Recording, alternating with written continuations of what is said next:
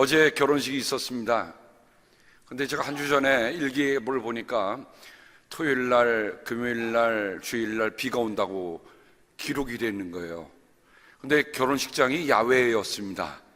그러니 이걸 어떡합니까? 그래서 하나님한테 때를 썼죠. 하나님, 제 기도를 들어주십시오. 제가 야외에서 결혼하는데 신랑 신부가 밖에서 야외에서 비가 오는 데서 어떻게 결혼식을 할지 제가 잘 모르겠습니다. 비 맞으면서 결혼주의를 한 적은 없기 때문에 주님 도와주십시오. 그랬더니 세상에 토요일날 새벽에 까치비가 딱 오더니 하늘에 아직 구름이 있더라고요. 제가 구름을 보면서 구름아 물러가라 이끌음을 훅 불었습니다. 그랬더니 맑은 하늘이 쫙 나타나는 거예요.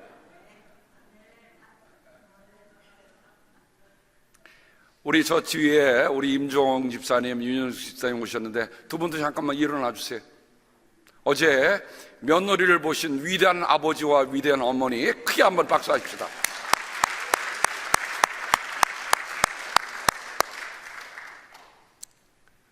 제가 어저께 결혼식 하는 장면을 저는 항상 말씀을 전할 때는 따끈따끈 걸 하지 지나간 걸 하지 않는다고 말씀을 드렸습니다. 그래서 어저께 찍은 사진을 여러분에게 함께 나눕니다. 결혼식장 그 뒤쪽에 보니까 석류나무가 이렇게 쫙 있더라고요. 그래서 하나님께 그런 기도를 드렸습니다. 앞으로 우리 나훈이와 인영이가 자라면서 석류나무는 열매를 많이 맺지 않습니까? 앞으로 저들의 삶을 통해서 그리스도가 주신 풍성한 열매를 맺게 하옵소서라는 기도를 하게 되었습니다. 두 사람이 손을 잡고 주님 앞에 언약을 하며 함께 혼례를 올렸고요. 그 다음에 이제 리셉션이 있는데 옷을 바꿔서 입었는데 완전히 저기 왕세자하고 왕세비 같은 모습으로 딱 나타나는 거예요. 얼마나 좋은지. 그런데 그 다음 일입니다. 여러분, 결혼할 때는 우리가 웨딩 링을 서로 교환합니다. 그래서 약속하는 것을 서로 굳게 다짐하는 마음으로 웨딩 링을 하죠. 우리 링을 생각할 때 인생에서는 세 가지 링을 낀다라고 얘기할 수 있습니다. 첫 번째는 웨딩 링, 그 다음에 뭡니까? 타이어링, 그 다음에 서퍼링. 결혼했다고 해서 타이어링이 오지 않고 결혼했다고 해서 서퍼링이 오지 않습니다. 해가 이제 점점 넘어가는데 세상이 저 헌팅턴 비치에 그 뉴랜드 바운이라는 곳은 높은 데 있어요. 바람이 불기 시작하는데 얼마나 추운지 그냥 뭐를 입어도 추운데 임종홍 집사님이 일어나더니 아가야 춥지 그러면서 담요를 갖다 이렇게 덮어주는 거예요. 옆에 그 가스 히터가 있는데 저희가 제 자리는 가스 히터를 놔서 그래도 좀 따뜻한데 딱 하니까 그 자리를 갖다 줄랬더니 웨딩 코디네이터가 하는 말이 그러면 사진이 멋지게 안 나옵니다. 못 갖다 주게 하는 거예요. 그러니 신부는 얼마나 추웠을까? 그게 뭐예요? 서퍼링이죠. 타이어링이죠.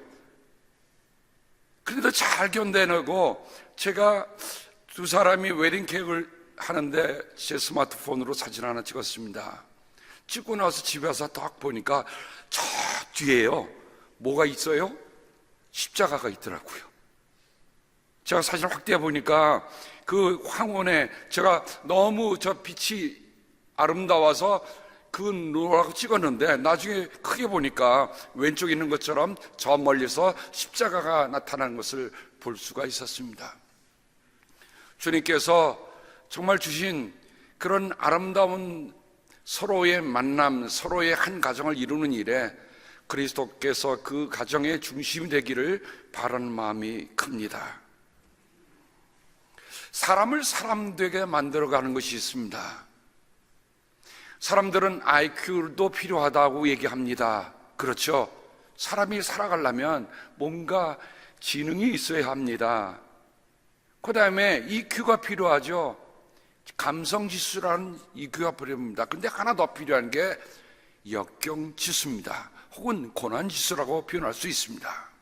근데 실제로 교육학자들의 이야기를 점검해 보면 사람들이 살아가는 데서 지능지수는 20%밖에 되지 않는다고 그래요. 80%는 뭡니까? 감성과 역경을 넘어가는 고난의 지수에 따라 그게 80%가 인생을 바르게 만들어간다는 거예요. 그래서 우리가 말씀의 시편이라고는 시편 119편에는 이런 말을 기록하고 있습니다. 내가 고난을 당하기 전까지는 잘못된 길을 걸었으나 이제는 주의 말씀을 지킵니다. 고난을 당한 것이 내게는 오히려 유익하게 되었습니다. 그 고난 때문에 나는 주의 율례를 배웠습니다. 무슨 말입니까? 지금까지는 머리로만 살려고 했는데 머리로만 사는 게 아니라 오히려 하나님께서 나로 하여금 역경을 딛게 하고 역경을 살아가면서 비로소 고난을 당한 뒤에는 그 고난이 내게 유익을 주는데, 어떤 유익을 주는데? 하나님의 말씀을 배우게 됐단 말이죠. 우리가 오는 5월부터 트리니티 바이블 스터디를 시작합니다마는 제가 20년 동안 여러분과 함께 제자 성사를 해왔어요. 근데 새롭게 이번엔 트리니티를 5년 과정입니다. 여러분께 해나가면서 저는 이런 기도를 드리고 싶었어요. 아니, 이런 기도를 드립니다. 주님, 정말 그 고난 때문에 나는 주님의 율례를 배웠습니다 라고 했던 이 시편 기자의 고백이 여러분이 꼭 고난 때문만이 아니라 하나님의 말씀을 배우게 되는 가장 근본적인 동기가 뭔가? 여러분 마음에 정말 인생의 이제는 내가 결승전에 임했다는 마음이 여러분 다 있으시죠? 여러분 지금 전반전 선수들이 아닙니다. 우리 모두가 다 지금 후반전을 뛰고 있는 사람들이에요. 글쎄, 어떤 분은 나는 연장전이 있겠거니 생각하는 분도 있을지 모르겠지만 Who knows? 내가 연장전까지 갈지, 아니 후반전에서 그 모든 경기의 끝이 날지.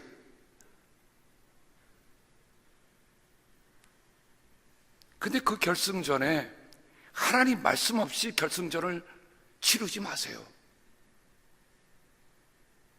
만약에 하나님의 말씀 없이 결승전을 임한다는 그 생각을 가지고 있다고 한다면 그 인생 자체가 필히 실패일 것입니다. 하나님, 내가 여태까지 살아왔습니다. 살아온 것도 주님의 은혜인데 이제 내가 남은 인생을 살아가면서 무엇 붙잡고 살아가겠습니까?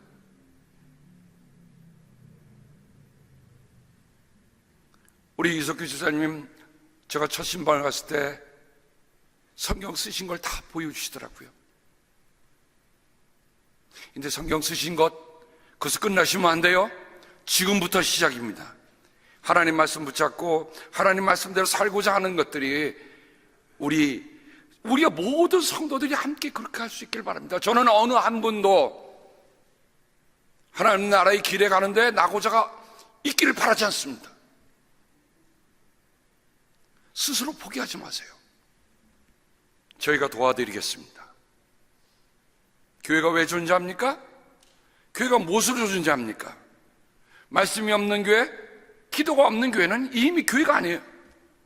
하나님의 말씀과 기도함으로 가는 교회, 그 교회가 될 수 있도록 우리가 함께 기도하면서 이 길을 갈 수 있기를 바랍니다. 저는 히브리서 오늘 말씀을 대하면서 5장에 있는 말씀을 들으면서 예수께서 하셨던 일이 뭔가, 오늘 말씀에 보면 예수께서 육신으로 세상에 계실 때에 성경은 예수님의 전반전의 얘기는 별로 안 나타나고 있습니다. 그런데 예수님의 후반전의 얘기를 나타나고 있는데 그 후반전에 예수님이 뭘 하셨는가? 자기를 죽음에서 구원할 수 있는 분께 큰 부르짖음과 많은 물로써 기도와 탄원을 올리셨습니다.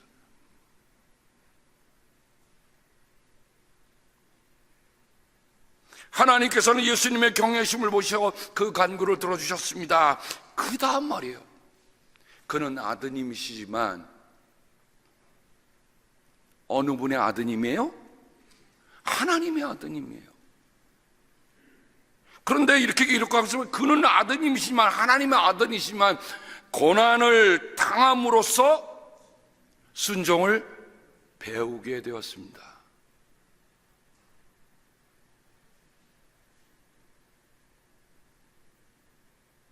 성경 전체를 통틀어서 예수님이 배우셨다는 말은 여기밖에 기록되어 있지 않습니다. 인생의 후반전의 제일 마지막에 예수님께서 그 고난을 통하여 순종을 배우셨다는 말씀, 이곳에 한 곳에 있는데 이 말씀의 뜻이 무엇일까? 라는 것을 오늘 여러분과 함께 좀 같이 나누면서 가고자 합니다. 첫 번째로, 고난의 태도는 삶을 결정하는 귀한 일입니다. 우리가 고난에 대해서 어떻게 서 있느냐, 고난에 대해서 역반응을 하느냐, 고난에 대해서 순반응을 하느냐, 고난을 통해서 무엇을 배우느냐, 이런 것들이 우리의 삶을 결정하는 겁니다. 생각해 보세요. 지능지수가 20%밖에 안 되고 우리의 역경지수나 우리의 감정지수가 80%가 되는데 결국 우리의 눈에 보이는 삶은 빙산의 일각일 뿐입니다. 그 물 밑에 가라앉아 있는 그 부분이 뭐라고요? 고난이에요.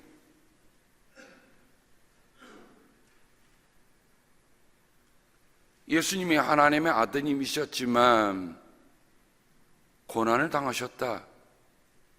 여러분, 하나님의 아들이라고 해서 고난의 면책특권이 있는 것이 아닙니다. 우리가 예수님을 믿는다고 해서 여러분 고난이 면제되거나 고난이 지나간다, 성경은 우리에게 그렇게 말하고 있지 않습니다. 목사님, 제가 그렇게 기도하는데도요, 제가 그렇게 믿고 있는데도요, 제가 그렇게 헌신하고 제가 봉사하는데도 왜 이런 어려움이 옵니까?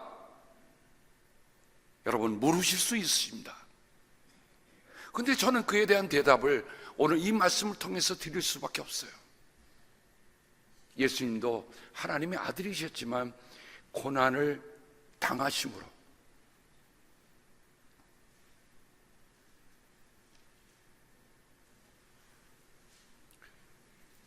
예수님도 고통의 기도를 들으셨죠. 오늘 보면 기도와 간구라고 하는데 그 간구란 말이 히브리서에 딱 한 번 쓰이는 단어인데 제가 이 간구를 보면서 그런 생각이 들었어요. 이 간구는 예수님께서 들으셨던 겟세마네 동산의 기도구나.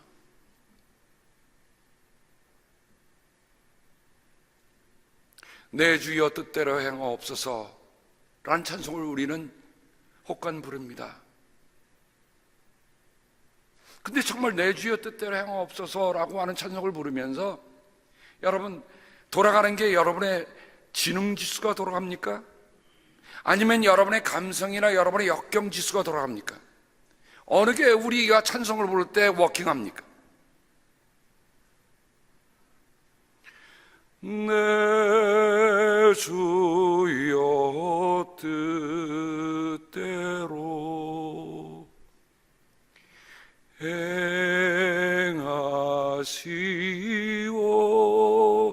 행하시옵소서. 다 함께. 근금샘 중에도 낙심케 마소서.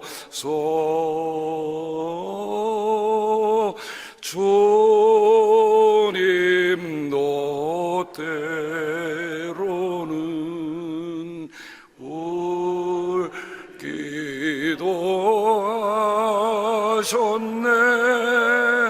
날 정환하셔서 뜻대로 하소서.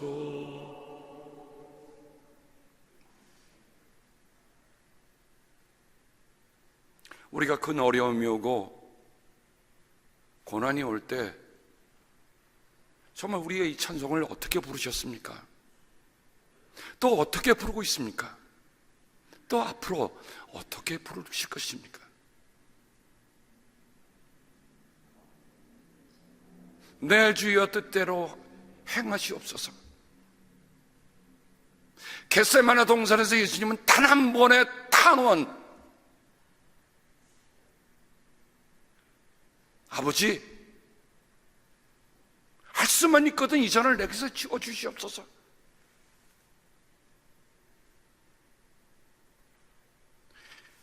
큰 근심 중에도 낙심케 마소서.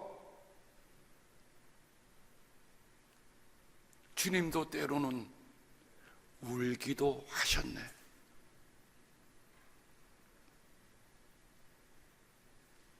여러분, 우리가 믿으면서 눈물 마르는 것처럼, 여러분, 우리의 신앙 속에 눈물이 마르는 것처럼 위험한 거 없어요. 우리 주님도 아버지 앞에서 울기도 하셨어요.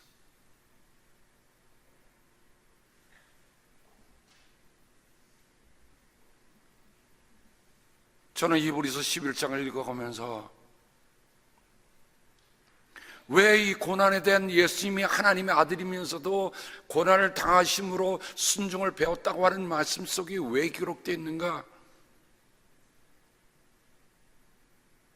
우리가 잘 아는 말씀이지만 머리로 읽지 말고 정말 우리의 감성으로, 우리가 가지고 있는 그 역경 가운데서 이 말씀 한번 읽어보면 어떻게 달라질까? 성경이 우리에게 주어져 있지 않습니까? 똑같이 다 성경을 들고 있거든요. 읽지 않아서일까요? 아니에요. 읽어도 머리만 가지고 읽으려고 하니까 이 말씀이 마음속에 와 닿지 않는 거예요. 어떤 이들은 고문을 당하면서도 더 좋은 부활의 삶을 얻고자 하여 구태여 놓여나기를 바라지 않았습니다.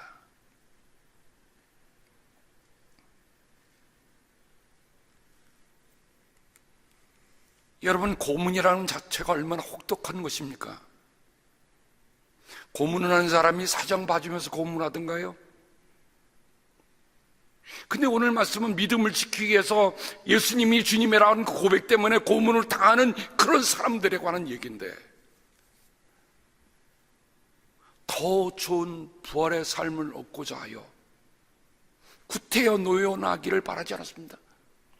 그 말은 뭡니까?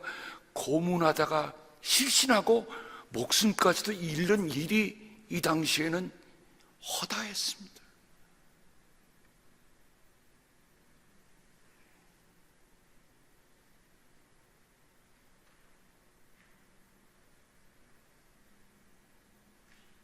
지금도 북한에서는 이런 일들이 있잖아요.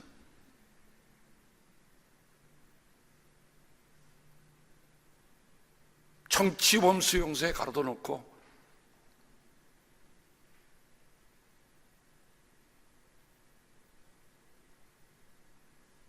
저는 로버트 형제가 기억이 납니다. 한국말로 동인이죠. 그때 북한에 가기 전에 저희 교회에서 웨슬룸에서 같이 기도했습니다.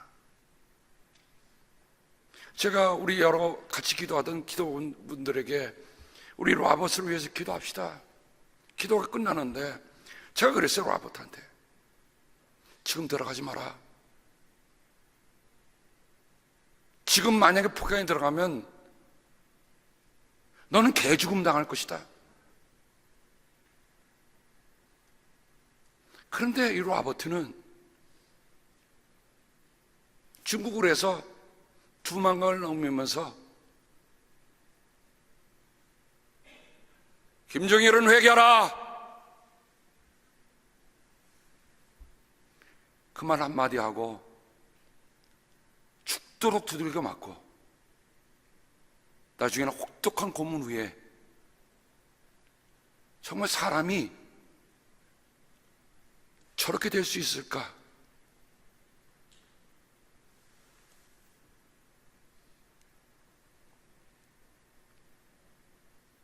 아무도 그렇게 얘기하지 않는데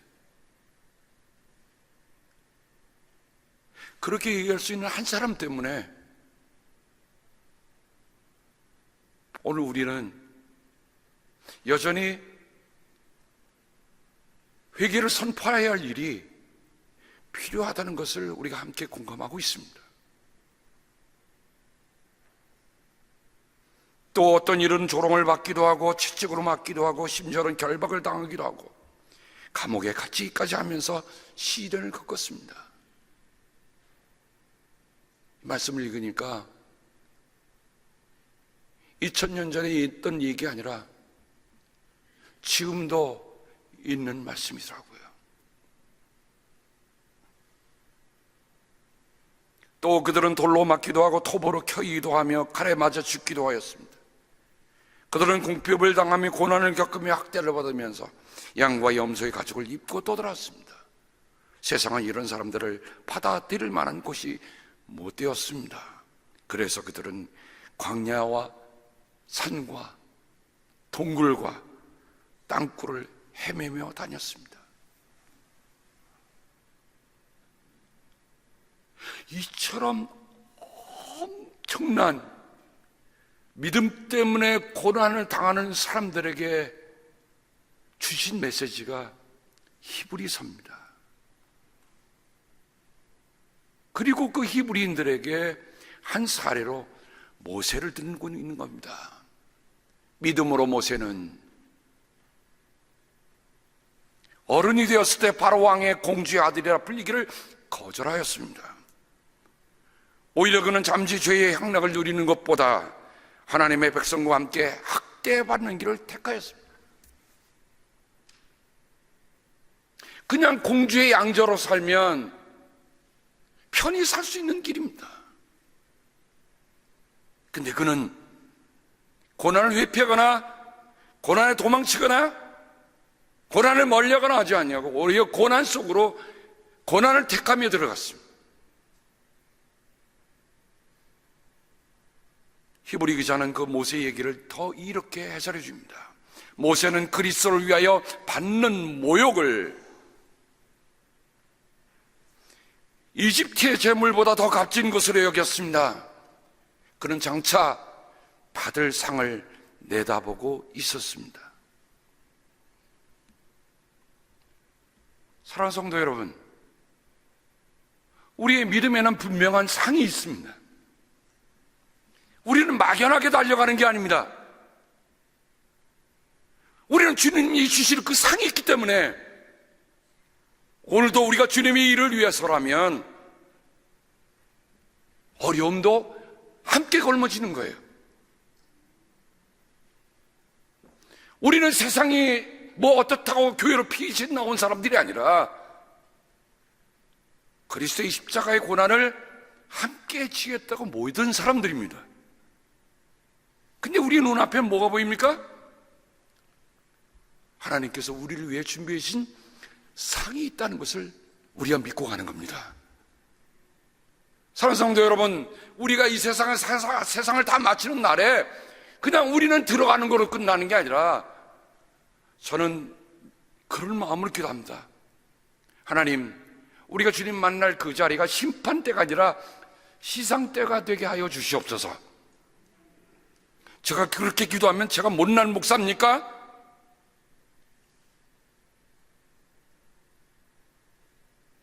저는 주님이 주신 상이 있다고 믿기 때문에 오늘도 최선을 다하는 거예요.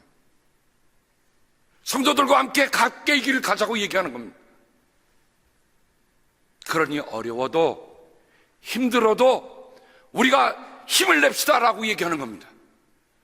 정말 모진 수술을 받아도 저는 거기에서 두려워하지 않아요. 거기를 끝나지 않는다는 걸 믿어요. 하나님이 우리를 통해서 하실 일이 아직도 있다고 믿는 한에는 우리는 일어날 수 있는 겁니다. 믿음으로 모세는 왕의 분노를 두려워하지 않고 이집트를 떠났습니다. 그는 보이지 않는 분을 마치 보는 듯이 바라보면서 견뎌냈습니다. 이거예요. 보이기 때문에 가는 게 아니고요, 보이지 않지만 보는 것으로 믿고 가는 겁니다. 앞으로 우리들의 앞날에 무슨 일이 일어날지 모릅니다. 그러나 분명한 것은 모세가 고난을 피해서 도망간 것이 아니라 오히려 고난 속으로 뛰어들어 그 고난을 통해서 하나님이 상 주심을 믿으며 갔듯이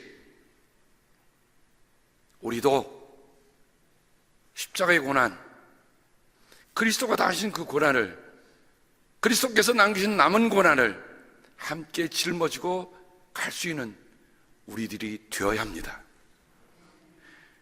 고난을 회피하고자 하는 사람은 이 자리에 없다고 저는 믿어요.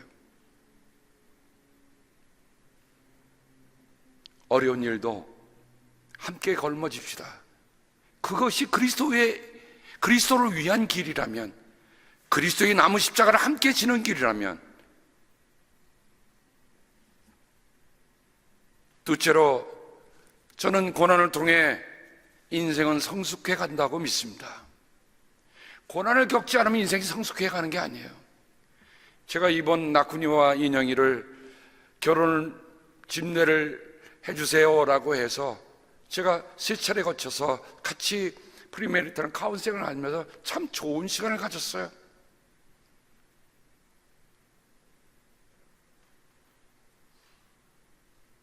이 나쿤이나 인영이가 정말 가장 민감한 나이대에 와서, 어릴 적부터 태어난 아이들은 무슨 문화나 언어 걱정 안 해도 됩니다.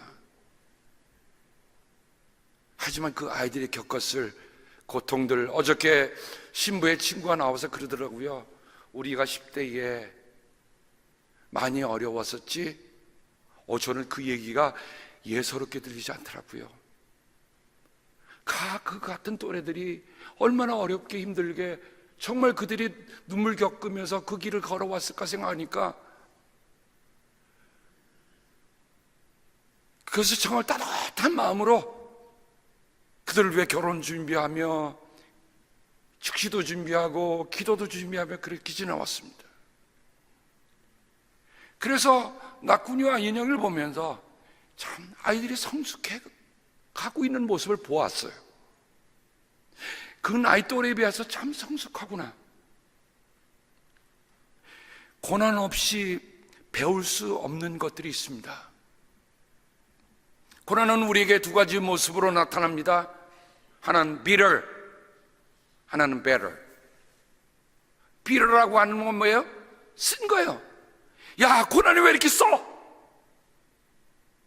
근데 다른 한쪽은 고난이 better, 더 좋은 인생을 만들어가는 길이 될 수 있다는 말이죠. 근데 bitter와 better의 차이는 모음 하나 차이입니다. bitter의 I만 버리면 돼요. 우리는 살아가면서 왜 내게라고 하는 I가 참 많이 등장합니다. 왜 내게 이런 고난 주십니까?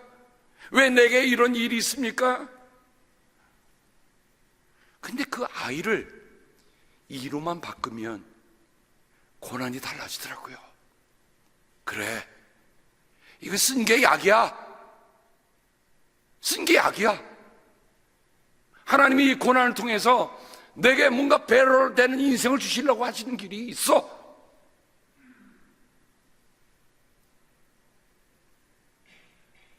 아마 여러분들이 지금 생각해 보시면서 인생을 걸어오면서 참 쓰고 어렵던 그 길들이 다 생각이 나시죠? 그 고난들이 바로 이 자리에 계신 여러분들을 만들어내신 거 아닙니까? 미국에서 살고 싶어하는 곳에 다 와 계신 여러분들,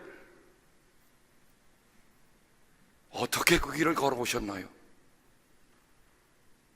누가 불도저로 길을 딱딱 긁고 고속도로 내서 여러분 이 자리에 오셨습니까? 살아온 삶에 우리의 고난이 다가올 때 그 고난에서 고난과 고난을 겪으면서 야, 비로해서 베로로 가는 길이야. 베로로 가는 길이야. 히브리서 기자는 요셉을 얘기합니다. 믿음으로 요셉은 죽으면서 이스라엘 자손이 이집트에서 나갈 일을 말하고 자기 뼈를 어떻게 할지를 지시하였습니다.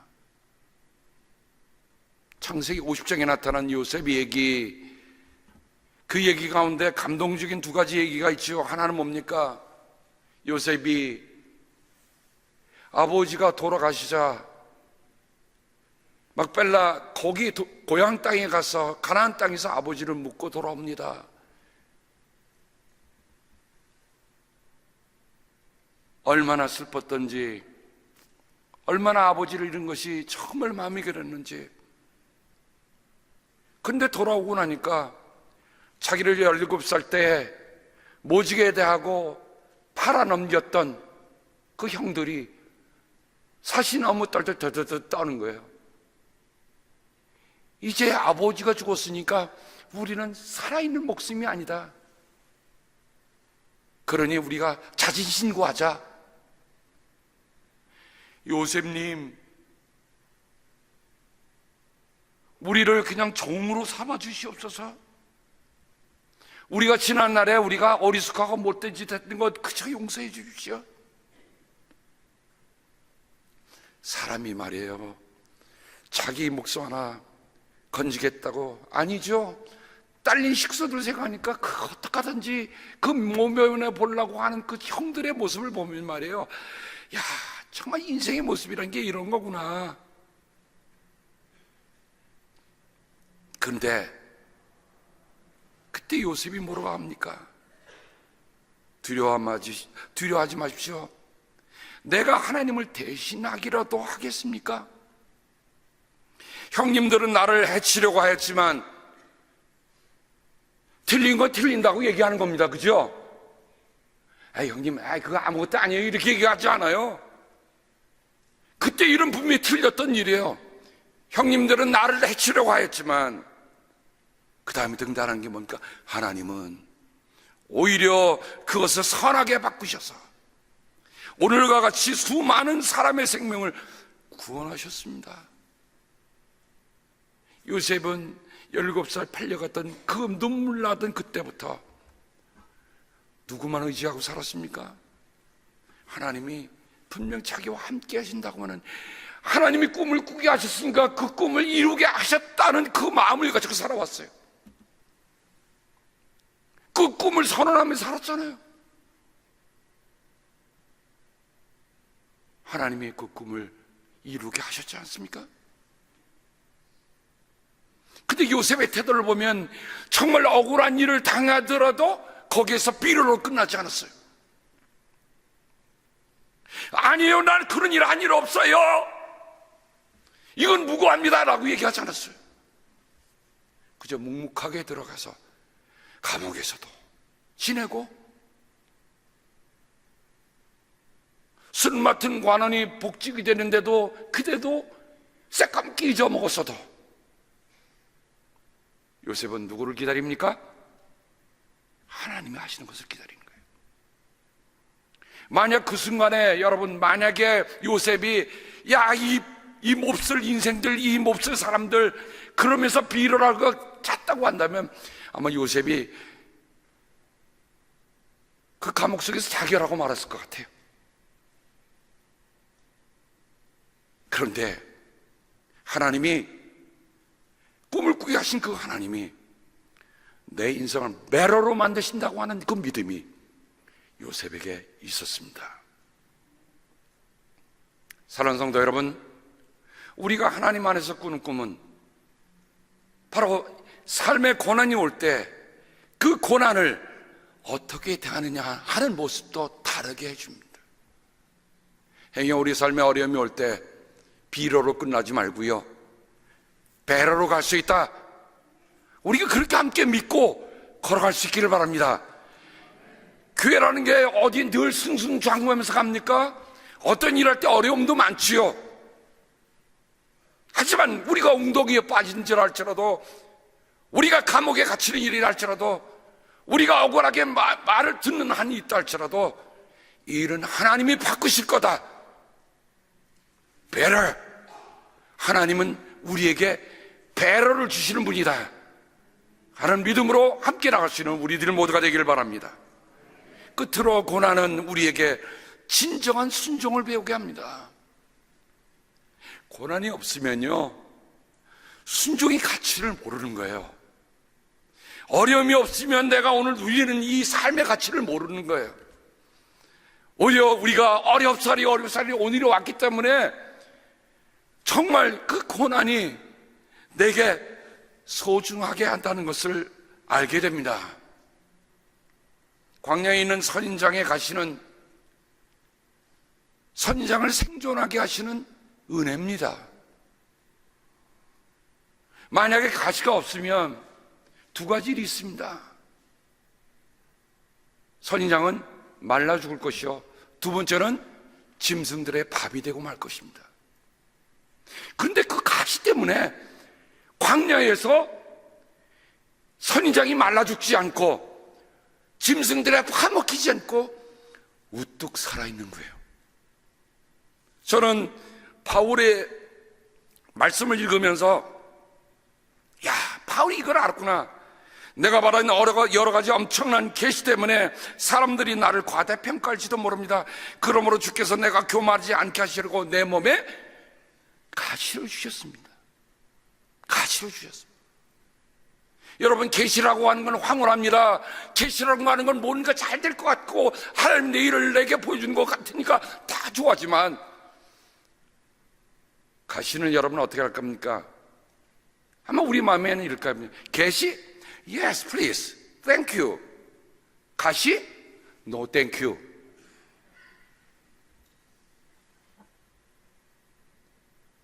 우리 솔직히 우리 스스로에게 물어봅시다. 가시 좋아하는 분 손 들어보세요. 저도 싫어요.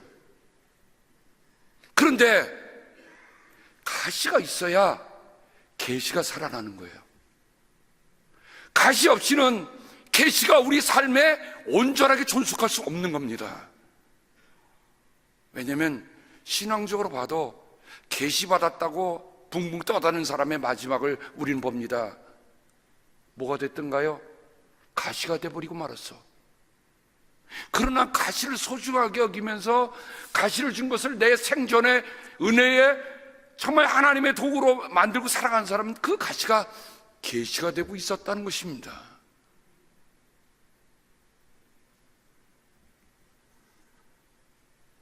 바울은 하나님께서 이런 은혜를 받고 살아간 것임을 우리가 볼 수가 있습니다. 우리는 사순절을 지나면서 어쩌면 가시와 계시 사이에서 우리가 광야로 나가고 광야에 기도를 드린다고 하는 것 자체는 뭐를 지니고 산다는 겁니까? 가시를 택하고 사는 거예요. 근데 가시에 멈추지 않는 게 가시를 통해서 보여주신 하나님의 계시가 있습니다. 앞으로 우리의 삶에 어떤 가시가 온다 할지라도 여러분, 그 가시가 우리의 삶을 비로로 만드는 게 아니라 배로로 만들어가는 하나님의 계시라고 하는 것들 우리가 붙잡고 살면 우리가 걸어왔던 삶의 가시였던 부분이 실은 하나님의 계시였구나.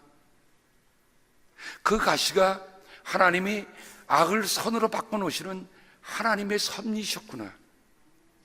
우리가 그것을 알 수 있는 겁니다. 우리가 사순절이 이제 거의 끝자락에 와 가고 있습니다. 하나님이 우리를 향한 삶, 하나님이 우리를 위해 부르시는 일들, 저는 요즘 새벽 기도하면서 안타까운 몇 가지 기도가 있습니다. 늘 기도하시던 분들이 같이 못하는 일들이 너무 가슴이 아파요. 하지만 위하여 기도합니다. 하나님은 그게 가시를 통해서 계시로 가는 일이 되게 하여 주시옵소서. 우리는 어떤 가시가 와도 결코 포기하지 않습니다. 왜냐하면 예수님이 하나님의 아들이셨지만 그 그가 고난을 당하심으로 순종을 배우셨습니다. 기도하겠습니다.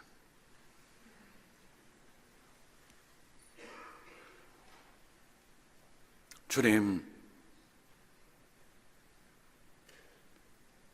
예수님의 삶에, 예수님의 걸어가신 마지막의 모습을 히브리 기자는 오늘 우리에게 이렇게 남겨주며, 우리가 어떤 어려움이 오다 할지라도 어려움으로 끝나지 않을 수 있다고 하는 것 분명하게 말씀하여 주셔서 고맙습니다. 하나님, 우리 사랑하는 믿음의 가족들을 위해 기도합니다. 여전히 아직 해결하지 못한 어려움이 있는 이들이 있습니다. 정말 메스를 댈 수 없는 그런 수술을 받아야 하는 그런 우리의 가족들도 있습니다. 하나님 함께하여 주셔서, 하나님이 집도하셔서, 하나님이 치유하셔서, 하나님 그 계시가, 그 가시가 계시로 변하는 것을 우리가 알도록 함께하여 주시옵소서. 끝까지 순종하기를 빌고 원하고 예수님의 이름으로 간절히 기도합니다. 아멘.